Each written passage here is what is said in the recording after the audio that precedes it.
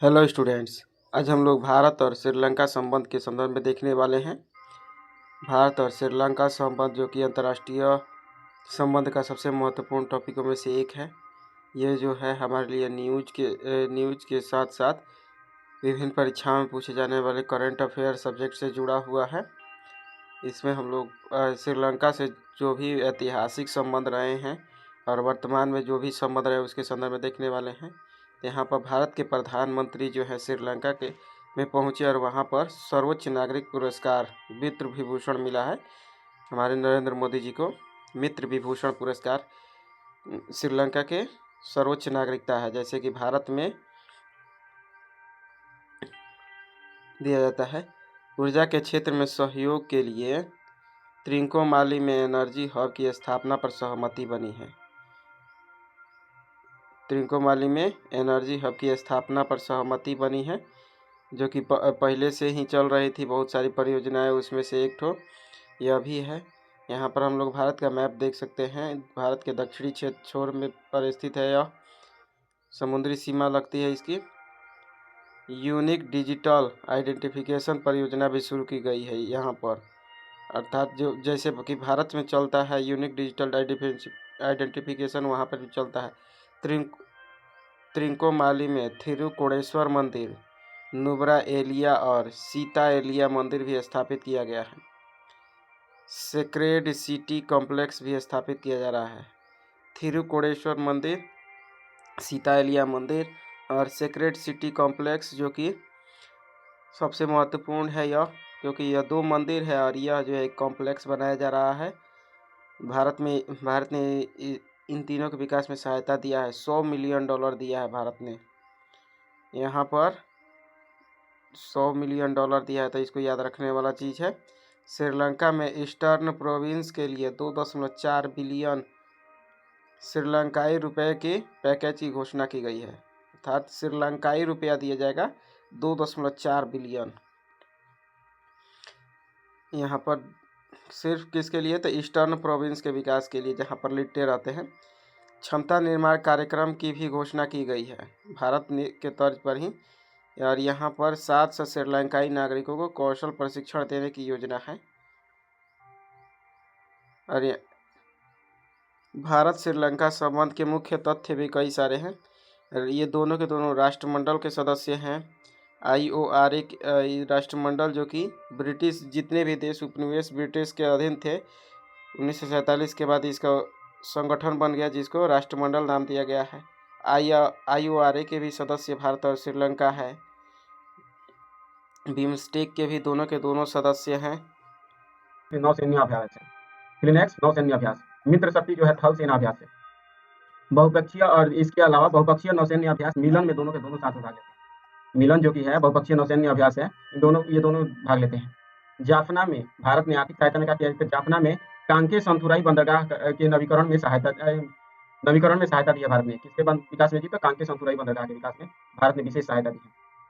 भारत जो है श्रीलंका का सबसे बड़ा व्यापारिक भागीदार है और FDI और पर्यटकों के मामले में भी बड़ा स्रोत है। पर्यटक के मामले में तो 11% जितने भी श्रीलंका में पर्यटक जाते हैं उसका 11% सिर्फ भारतीय ही जाते हैं, 11% प्लस ही जाते हैं, तो इसको ध्यान रखिएगा। और इसके बाद से हम्बनटोटा बंदरगाह पर चीन का नियंत्रण। हम्बनटोटा बंदरगाह पर चीन का नियंत्रण का होना चीन के अनुसंधान जहाज Tianqi Yuan-5 के निहितार्थ हो सकते हैं, सैन्य निहितार्थ हो सकते हैं। मछली पकड़ने को लेकर विवाद है। कट्टाथीबू द्वीप क्षेत्रीय विवाद 1974 में अधिकारों का दावा करते हैं। तमिल सुलह गृह युद्ध के बाद 13वें संशोधन कार्यान्वयन में देरी। शोधन भारत श्रीलंका समझौते 1987 का परिणाम था। मतलब तमिल जो थे वे थोड़ा सा उग्रवादी की तरह काम कर रहे थे श्रीलंका में, लेकिन भारत श्रीलंका सरकार उनका उग्र दमन कर रही थी, तो दमन और उधर का उग्र विरोध को बीच का एक रास्ता निकालते हुए भारत ने 1987 में श्रीलंका से समझौता किया। और इसी के तहत थोड़ा सा क्रूरता कम किया जाएगा। जब भारत सरकार ने श्रीलंका सरकार को यह मना लिया कि आप क्रूरता कम कीजिए और उनके अधिकारों की रक्षा कीजिए। जो तमिल जिसको बोलते हैं तमिल जो है, इनके अधिकारों की रक्षा की आश्वासन दीजिए, तब जाके ये उग्रवाद को त्याग देंगे। इसके लिए जैसे ही जितने सारे प्रावधान किए गए 1987 के समझौते में, उसको लागू करने के लिए 13वां संविधान संशोधन अधिनियम आया। कहाँ पर, तो श्रीलंका का 13वां संविधान संशोधन, ना कि भारत का 13वां संविधान संशोधन। अब देख लेते हैं ऐतिहासिक परिप्रेक्ष्य में संबंध क्या है। ऐतिहासिक और क्या कहते हैं भौगोलिक संबंध यहाँ पर दे रहा है। राजधानी इसकी कहाँ पर है, तो कोलंबो में, श्रीलंका की राजधानी कोलंबो। यह जो है पाक जलडमरू मध्य और मन्नार की खाड़ी से भारत से अलग हो जाता है। यहाँ पर क्या है जी, तो पाक जलडमरू मध्य यहाँ पर है, पाक जलडमरू मध्य यहाँ पर क्या है, मन्नार की खाड़ी। ये दोनों के दोनों क्षेत्र यहाँ पे, इसीलिए ये किससे अलग होता है, तो दोनों से अलग हो जाता है। श्रीलंका का क्षेत्र आप लोग देख सकते हैं, ये क्या है जी, तो श्रीलंका ही क्षेत्र है और ये दोनों के दोनों जल निकायों द्वारा अलग होता है। और इसके बाद से दे रहा है कि उच्चतम बिंदु इसका एडम्स पीक है। यह जो है उच्चतम, इसका उच्चतम बिंदु का नाम है जी, तो एडम्स पीक, कुछ यहाँ पर स्थित है एडम्स पीक, जो कि सबसे उच्चतम बिंदु है। उच्चतम बिंदु श्रीलंका का है। इसमें ये इसका पास कई द्वीपों का भी नियंत्रण इसमें है, जिसमें से जैसे भारत के पास अंडमान निकोबार, लक्षद्वीप जैसे कई क्षेत्र है ना, द्वीपीय क्षेत्र है, वैसे ही श्रीलंका के पास भी कई सारे द्वीप हैं, जिनमें से एक है जाफना प्रायद्वीप। एक तो है जाफना प्रायद्वीप, यहाँ पर देख सकते हैं, ये छोटा सा क्षेत्र है जो कि उत्तर में इसके स्थित है जाफना प्रायद्वीप। यहीं पर ज्यादातर तमिल लोग निवास करते हैं, तो यहाँ पर जाफना प्रायद्वीप इसका भाग है। दूसरा नंबर है मन्नार द्वीप। मन्नार द्वीप कुछ यहाँ पर है, मन्नार द्वीप इसका भाग है। उसके बाद से नैना तीबू द्वीप, नैना तीबू द्वीप भी इसके द्वीपीय क्षेत्र है। एडम्स ब्रिज जो है, एडम्स ब्रिज इन यहाँ से लेकर भारत के सिरे क्या कहते हैं इसको, भारत के रामेश्वरम से लेकर श्रीलंका के यहाँ पर इस क्षेत्र तक जाने का एक, अब तो है समुद्र के अंदर। सबसे पहले यह ध्यान रखिएगा, यहाँ से समुद्र, मान लीजिए कि अब जो भारत है और ये है श्रीलंका, तो इसके समुद्र के अंदर थोड़ा सा गहराई पर, समुद्र तो ऐसा ऐसा क्षेत्र है जहाँ पर काफी गहरा होता है, 11,000 मीटर तक गहरा है। मेरियाना ट्रेंच ऐसे ही कुछ गहरे होते हैं, 2,000-3,000 मीटर। लेकिन इन दोनों के बीच में एक ऐसा संबंध है जिसको एडम्स पुल कहते हैं, आदम ब्रिज बोला जाता है। ये क्या है, तो प्राकृतिक जो चूना होता है, चूना पत्थर होते हैं, वे यहाँ पर, यहाँ से लेकर यहाँ तक एक तरह से बने हुए हैं, एक ठो पुल का काम करते हैं। वर्तमान में यह जो है डूब चुका है, पानी के अंदर डूब चुका है, यह मार्ग दिखाई नहीं देता है, लेकिन फिर भी अभी छोटे-छोटे टापू के रूप में दिखाई देते हैं। ये जो है पुल की तरह काम करते हैं। तो यह इसको एडम्स ब्रिज कहा जाता है, क्योंकि कहा जाता है कि इसको श्री रामचंद्र प्रभु ने बनाया था इसको। जो जियोग्राफिस्ट कहते हैं या फिर भूगोलवेत्ता कहते हैं कि यह जो है प्राकृतिक रूप से निर्मित एक चूने पत्थर की चट्टानी श्रृंखला है। तो यहाँ पर यह ध्यान रखिएगा, इन दोनों के बीच अवस्थित है। अब हम लोगों ने इसके बाद से हम लोगों ने पूरे श्रीलंका के संदर्भ में समझ लिया है। अब हम लोग फिर मिलेंगे नेक्स्ट टॉपिक में, तब तक के लिए धन्यवाद। हेलो स्टूडेंट्स, कैसे हैं आप सब? उम्मीद है आप सब लोग अच्छे होंगे। आज हम लोग अंतर्राष्ट्रीय संबंध से जुड़ा हुआ एक नया टॉपिक पर देखने वाले हैं, जिसका संबंध है भारत, अमेरिका और भारत का संबंध। अमेरिका और भारत का संबंध सबसे सुर्खियों में रहने वाला टॉपिक है और यह हमेशा इंट्रेंस एग्जाम के लिए यूपीएससी चाहे आईएएस हो, चाहे कोई भी एग्जाम हो, यूपीएससी एसएससी चाहे कोई भी एग्जाम हो, छोटा से लेकर बड़ा तक सभी एग्जाम में इससे जुड़ा हुआ क्वेश्चन आते रहता है। और अंतर्राष्ट्रीय संबंधों को समझने के लिए भी, सामान्य जीवन में समझने के लिए भी अति आवश्यक है भारत अमेरिका संबंध देखने के लिए। तो चलिए यहाँ पर देख लेते हैं भारत अमेरिका संबंध के संदर्भ में हालिया सुर्खियों में रहा चर्चा क्या है, तो भारत पर 50% का टैरिफ शुल्क लगा दिया है। अमेरिका ने भारत पर 50%, अर्थात भारत से जो वस्तुएं अमेरिका में एक्सपोर्ट की जाती हैं, यह जो भारत है हमारा प्यारा भारत है, और यहाँ पर है कुछ अमेरिका, कुछ मान लीजिए इस तरह से कुछ हमारा अमेरिका है, ये कुछ अमेरिका है। तो यहाँ से अगर मान लीजिए कि भारत से कुछ वस्तु एक्सपोर्ट की जाती है अमेरिका में, तो पहले 17 से 18% टैरिफ लगता था, लेकिन अब जो है सीधे 50% टैरिफ लगा दिया गया है। 50%, अर्थात 100 रुपये की कोई वस्तु है तो अमेरिका में 50% टैक्स लग जाएगा, टैरिफ लग जाएगा, और तब जाके वहाँ पर अमेरिका में कितना बिकेगा। 100 रुपये का वस्तु भारत से चला तो अमेरिका में जाते जाते ये 150 रुपये का हो जाएगा। यह ध्यान रखिएगा। और यहाँ पर व्यापारिक संबंध देख लेते हैं हम लोग। तो अमेरिका व्यापार नीति मंच की स्थापना कब की गई थी जी? तो सन 2005 में अमेरिका व्यापार नीति मंच की स्थापना हुई थी। और भारत का व्यापारिक अधिशेष, भारत को जो है अमेरिका से व्यापारिक अधिशेष की प्राप्ति होती है। इसी कारण तो अमेरिका जो है भारत पर अधिक से अधिक कर लगाता है, क्योंकि भारत जो है अधिक वस्तुएं अमेरिका में निर्यात कर देता है, जबकि आयात में काफी कम वस्तुएं अमेरिका से आयात होती हैं। इसीलिए अमेरिका ने ज्यादा टैरिफ लगाया है। भारत को अधिशेष प्राप्त होता है कितना जी? तो $19 बिलियन का अमेरिका से लाभ हो जाता है भारत को, अर्थात $19 बिलियन अधिक का वस्तु निर्यात कर देता है भारत अमेरिका में। और सहयोग के कई परिणाम है, जिसमें से अमेरिका ने 2016 में प्रमुख रक्षा भागीदार का दर्जा दिया। अमेरिका ने 2016 में भारत को प्रमुख रक्षा भागीदार का दर्जा दिया है। भारत अमेरिका के बीच 2+2 बैठकें 2018 में हुई। 2023 में ही अमेरिका के साथ रक्षा औद्योगिक सहयोग के लिए रोड मैप तैयार किया गया था 2023 में। और यहाँ पर सैन्य साझेदारी, मालाबार अभ्यास, अमेरिका के साथ कौन सा अभ्यास करता है? तो मालाबार अभ्यास। किसके साथ भी? तो मतलब ऑस्ट्रेलिया, जापान, मतलब क्वाड के जितने भी देश हैं, क्वाड के 3 अन्य देशों के साथ भारत में शामिल होता है। तो अमेरिका की सेनाओं की मेजबानी की यहाँ पर। और उसके बाद से कूप इंडिया अभ्यास भी, वायुसेना अभ्यास, कूप इंडिया अभ्यास, वायुसेना अभ्यास है, उसमें भी अमेरिका के साथ भारत अभ्यास करता है। टाइगर ट्रायम्फ, जो कि थल सेना, नौ सेना और वायु सेना तीनों का संयुक्त अभ्यास है, जिसका नाम है टाइगर ट्रायम्फ, जो है अमेरिका के साथ किया जाता है। युद्ध अभ्यास जो है थल सेना का कौन सा अभ्यास करती है? तो युद्ध अभ्यास अमेरिका के साथ होता है। रक्षा समझौते, कई सारे रक्षा समझौते हो चुके हैं, तो जब जिनमें से सबसे हालिया और सबसे नवीनतम जो हुआ है उसका नाम है 2024 में हुआ है आपूर्ति सुरक्षा व्यवस्था, जिसको सोसा बोलते हैं। आपूर्ति सुरक्षा व्यवस्था या फिर सोसा जो हुआ है, यह काफ़ी महत्वपूर्ण है। इसमें क्या किया जाता है, तो इसके संदर्भ में एक लाइन देख लेते हैं कि ये जो है सोसा के तहत क्या होता है, तो इसमें भारत की अगर कोई कंपनी है, भारत के द्वारा कोई रक्षा हथियार आयात करने के लिए ऑर्डर दिया जाता है अमेरिका से, और भारत मान लीजिए कि भारत ये है, भारत मान लीजिए कि भारत में युद्ध लगा है, किसी बात का युद्ध लगा है और अमेरिका अमेरिका से कोई वस्तु बेचना है, मतलब वस्तु नहीं, क्या कहते हैं उसको, रक्षा के वस्तु बेचना है, जैसे अस्त्र शस्त्र या फिर परमाणु बैलिस्टिक मिसाइल कुछ भी हो, यहाँ से अगर अगर भारत में युद्ध लगा और भारत सरकार अगर अमेरिका से कहती है कि हमें इतनी वस्तु चाहिए, तो अमेरिका जो है प्रायोरिटी देगा। मतलब प्रायोरिटी देने का अर्थ होगा कि अमेरिका जो है कोशिश करेगा कि भारत को जल्द से जल्द वो वस्तु जो भी मांग किया जा रहा है भारत द्वारा वस्तु आपूर्ति की जाए। तो ऐसे ही अमेरिका में भी अगर युद्ध लगता है तो भारत से वह मांग कर सकता है कि हमें वस्तु दीजिए, और भारत अमेरिका को, अन्य देशों की अपेक्षा अमेरिका को प्राथमिकता देगा।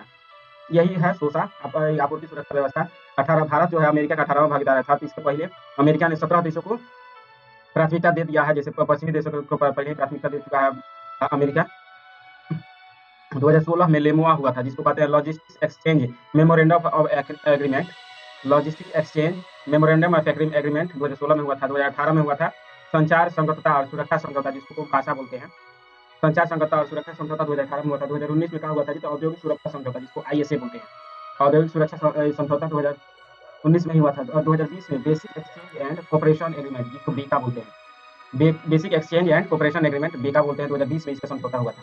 ये सभी के सभी रक्षा समझौते हैं, भारत के साथ अमेरिका के संबंधों को मजबूत करने के लिए काम करते हैं सभी। औद्योगिक विकास में, रक्षा परिवेश में बढ़ती एकजुटता, और रक्षा परिवेश में एकजुटता बढ़ रही है इंडक्स एक्ट के तहत। इंडक्स एक्ट को जून 2023 में ही ICET के तहत लॉन्च किया गया था। इंडक्स एक्ट जो है रक्षा परिवेश में एकजुटता के लिए ICET, जिसको कहते हैं emerging and critical and emerging technology, जिसको बोलते हैं, जैसे कि नवीन जितने भी प्रौद्योगिकियां उत्पन्न हो रही हैं, उस क्षेत्र के साथ आगे बढ़ने को ICET कहा जाता है। अमेरिका के साथ हुआ था, और इसी के तहत जून 2023 में इंडक्स एक्ट शुरू कर दिया। इंडक्स एक्ट किस लिए जी, रक्षा क्षेत्र में प्रौद्योगिकी अपनाने के लिए विशेष रूप से।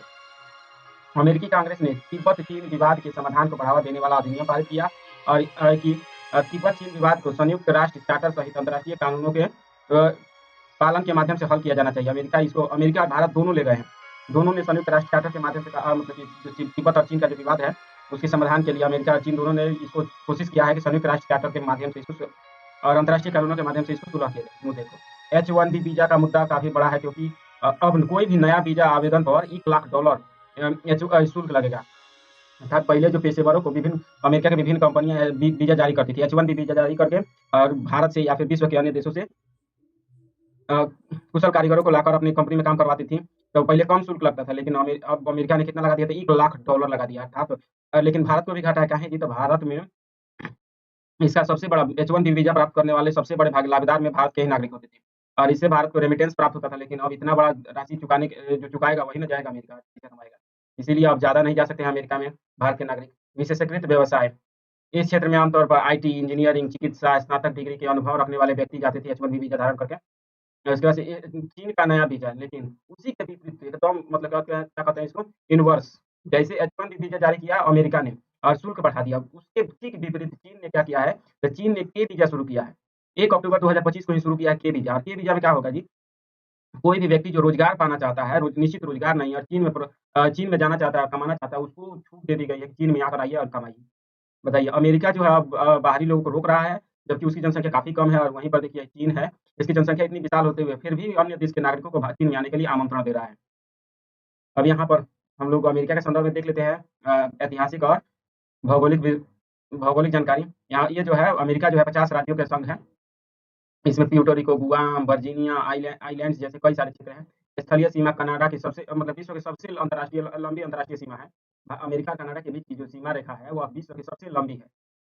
और यहाँ पर जल निकाय जो है प्रशांत महासागर पश्चिम में है, अटलांटिक महासागर पूरब में है, मैक्सिको की खाड़ी दक्षिण पूर्व में है, आर्कटिक महासागर अलास्का में है, कैरिबियन महासागर जो है दक्षिण पूर्व में है। भौगोलिक विशेषताएं जो है महत्वपूर्ण नदियाँ, मिसिसिपी नदी, Missouri, Colorado, Columbia, Rio Grande. यहाँ पर महत्वपूर्ण झीलें कौन-कौन सी हैं, तो Great Lakes, Superior, Michigan, Huron, Erie, Ontario जैसे ग्रेट लेक्स में आते हैं। ग्रेट साल्ट लेक भी है अमेरिका में, लेक चैम्पलेन भी है, ग्रेट साल्ट लेक लेक चैम्पलेन। इसके बाद से जल संधियाँ हैं, बेरिंग जल संधि, फ्लोरिडा जल संधि, फ्लोरिडा और क्यूबा के बीच अवस्थित है। और इसका मरुस्थल में मुझे वो ग्रेट बेसिन, सोनोरान, चिहुआहुआन जैसे कई मरुस्थलीय क्षेत्र हैं। तो हम लोगों ने अब अमेरिका के संदर्भ में देख लिया है और अब हम लोग नेक्स्ट टॉपिक में मिलेंगे, तब तक के लिए धन्यवाद।